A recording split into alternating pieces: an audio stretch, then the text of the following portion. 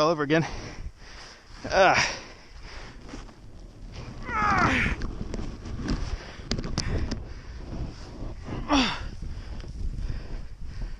right.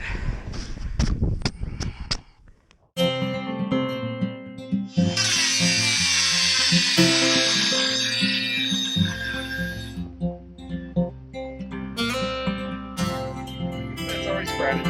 Do a couple things. So, crank it on. You can actually see that.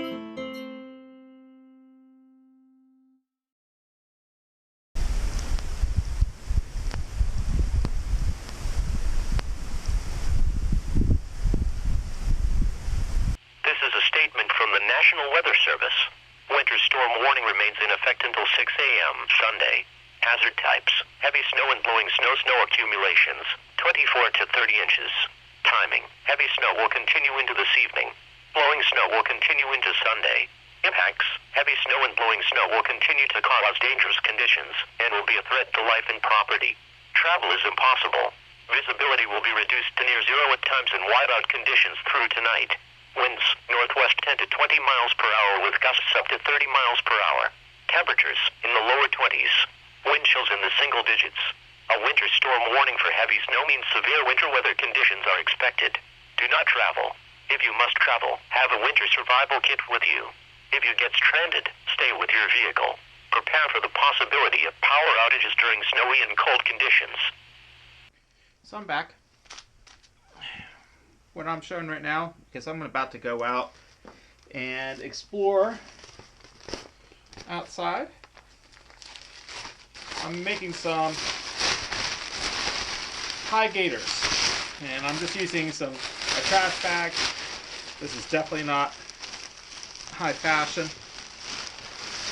I took a very large trash bag and I cut the end off on the bottom of the bag so that I could be able to go and put my leg through it. And I cut down the center of that bag so I could put my foot on the inside. And I'm just going to use a little bit of duct tape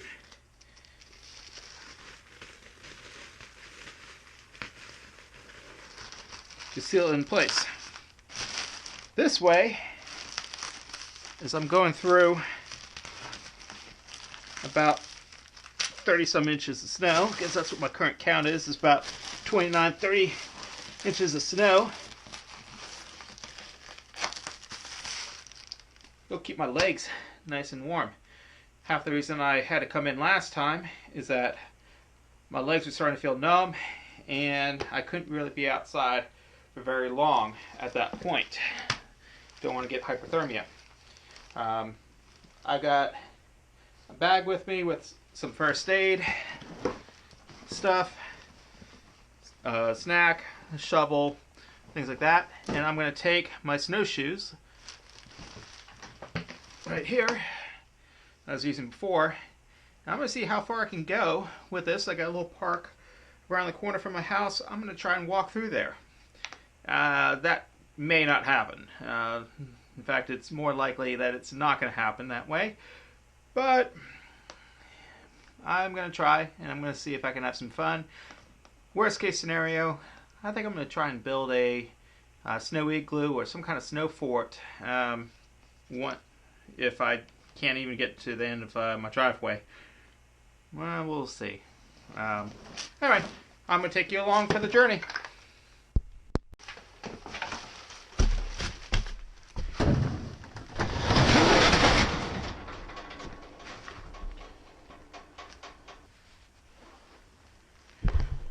Alright. Go ahead. I'm taking this little trek because when I started going into the deeper parts, even with the snowshoes, it's still not compressed. In the deep snow, I am not able, you can see here, even in the deep stuff, with the snowshoes and everything, I'm not getting on top of it. So what I'm going to do is I'm going to have some fun. Like I said, if I can't get down to the other side to go hiking, it's probably not a great idea this type of weather. So from my before the freeze video, I've got that shovel, which I think is going to be ideal for building some kind of snow fort. Right now, let's try and get down to the bare earth. That's where I am right now. So I'm at waist height on me, and I'm 5'9", something like that. So if I'm at waist height at 5'9", this is definitely deep snow. We don't normally get this at all.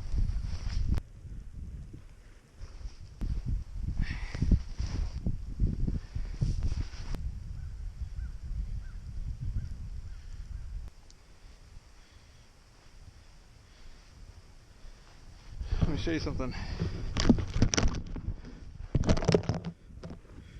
All right. Before the freeze, I had installed that bag, the ring, around that tree. Well, I just found it in my yard. It's right there. And you can kind of see little bumps where the other ones are. I think if anything, it's going to help these trees to protect them against the snow as well. Unintended boon.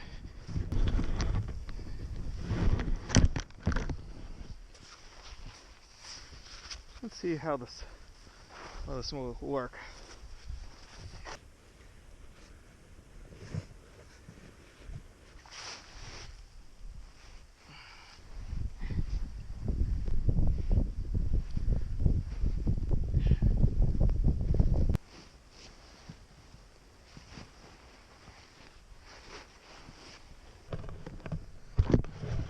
All right, so it's time to go on in.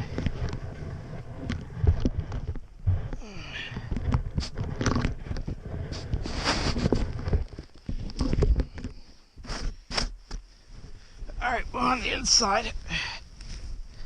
Now it's not much, but I think this is a lot more than I used to be able to do as a kid, because like I said, we never got the volume, and you never got the right type of snow. We usually get very wet snow, very heavy snow. This is light, it's fluffy, it sticks. This is perfect for building a fort.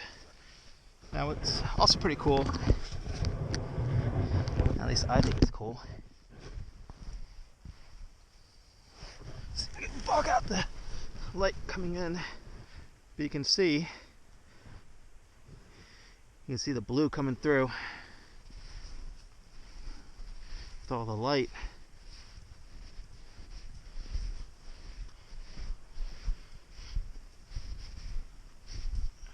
There we go.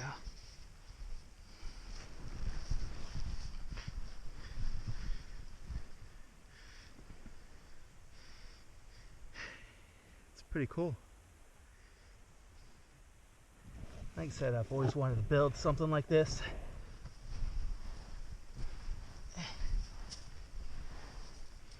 Apparently this makes a great survival tip.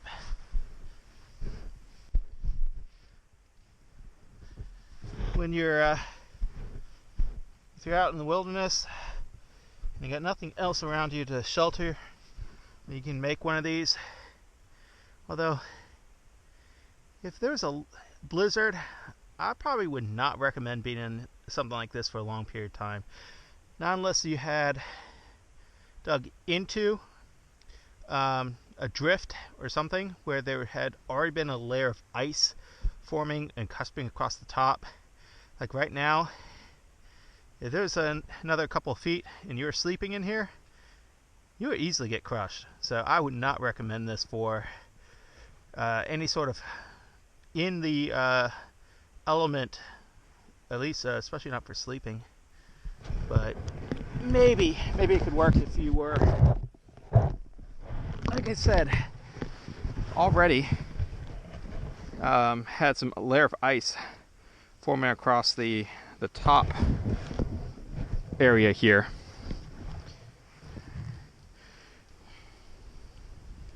Or any other day, I would have been at work. But given that today was the day that this blizzard came through, I get to have a little surprise, and I think this is quite relaxing. Bit of a vacation, I guess you could say. Wow. I think that would make a good time lapse.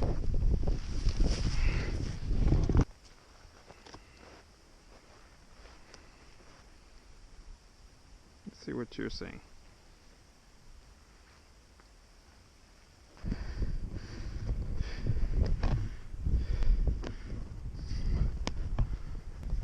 The thing is, I want to pace myself.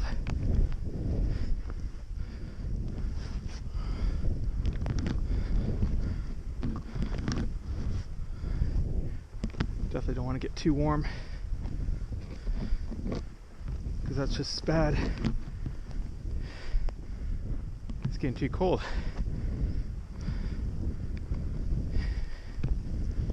Because you start to sweat.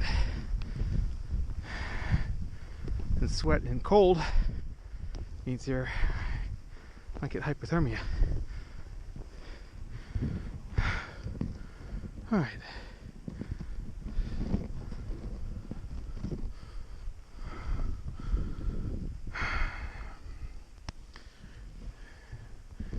I got a couple options here.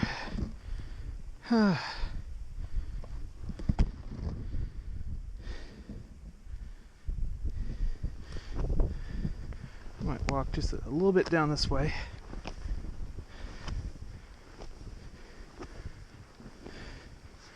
Then again, there's not really that much incentive for me to keep going, because everything is going to be completely snowed in. Well, I think I'm going to head back inside. I've seen what the roads are, and I'm going to stay inside because I don't want to get stuck. More stuck than I already am with all the snow. But all my side roads here are definitely a bit worse for wear.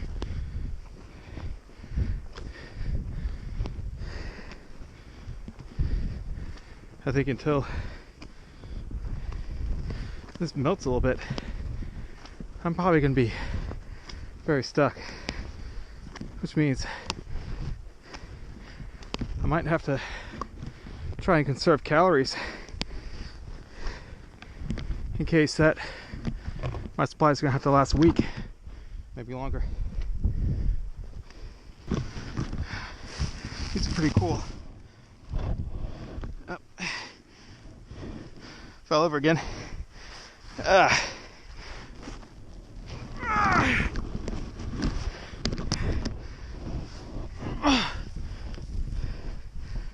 right. So let's show you the adjustments because it's a little loose. Just pulling that adjusts the tightness for the boot. There's the heel strap.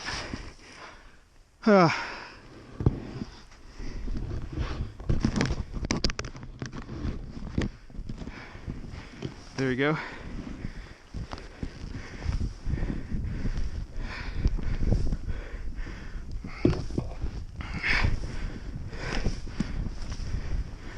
Alright, stop. Grab some water.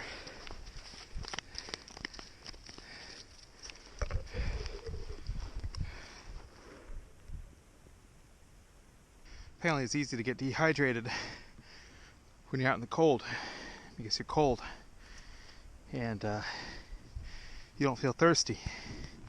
So what I'm trying to do is I'll take some water and drink some when I need to take a short break. I'm not going in really that far, but this is a lot harder with it not being compact.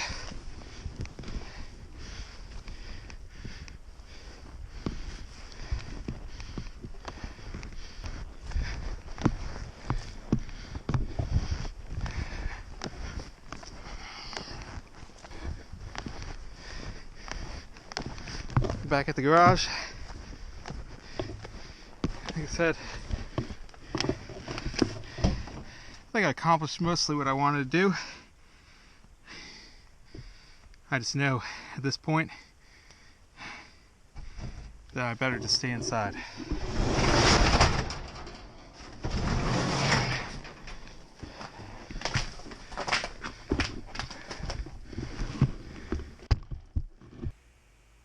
I just got my wet clothes off, well, most of them.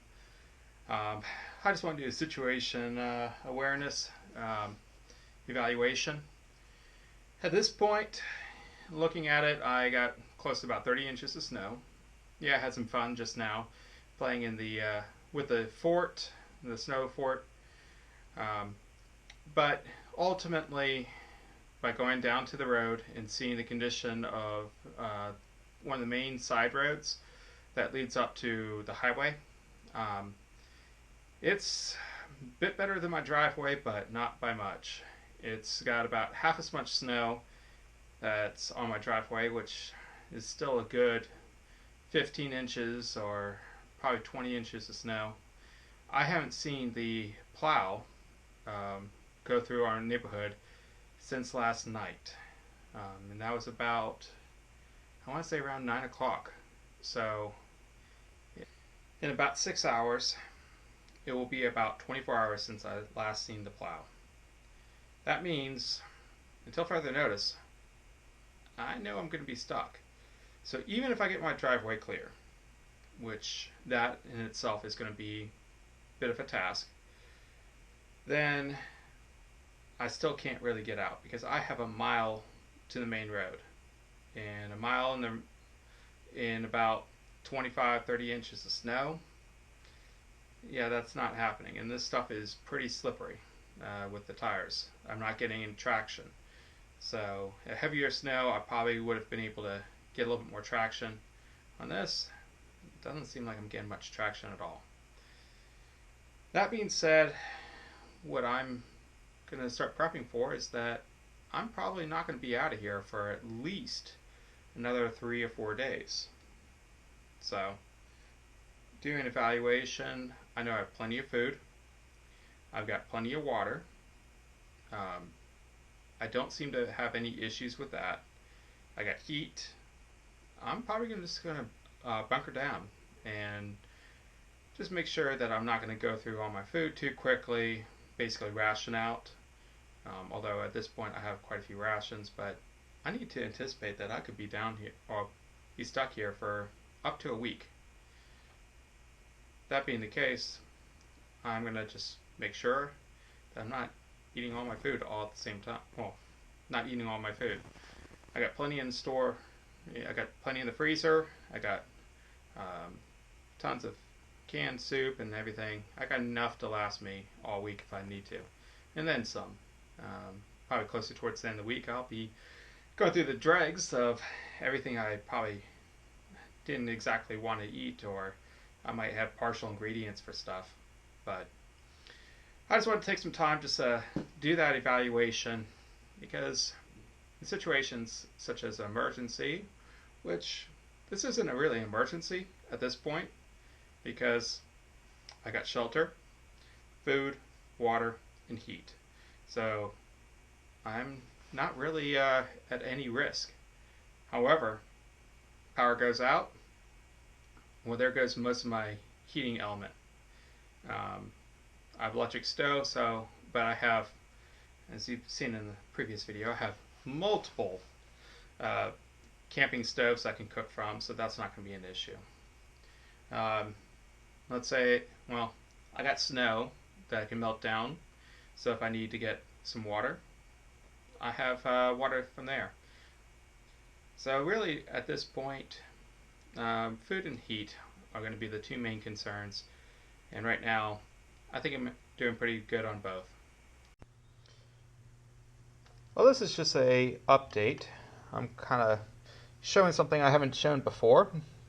These are some little saplings I'm growing for, well, these are apple trees, at least I think. I planted a couple of different seeds at the same time, and I didn't mark them, so that's the big mistake there.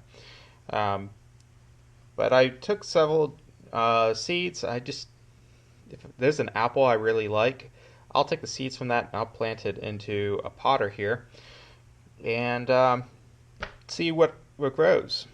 And so I think these are all apple trees. I could have some lemon trees because I did plant some lemons, although I think that is going to be on this side over here. But I got a potter, and I do actually have a case that I put around it to keep the moisture level high, especially as they're young saplings. They're very delicate with the moisture level, but obviously they're doing pretty well here. I got right by the window. I put the shade down so it's easier to see with it being a complete whiteout outside. You really couldn't see the plants here in the contrast. But so far this is a very successful experiment. I just want to give an update on that.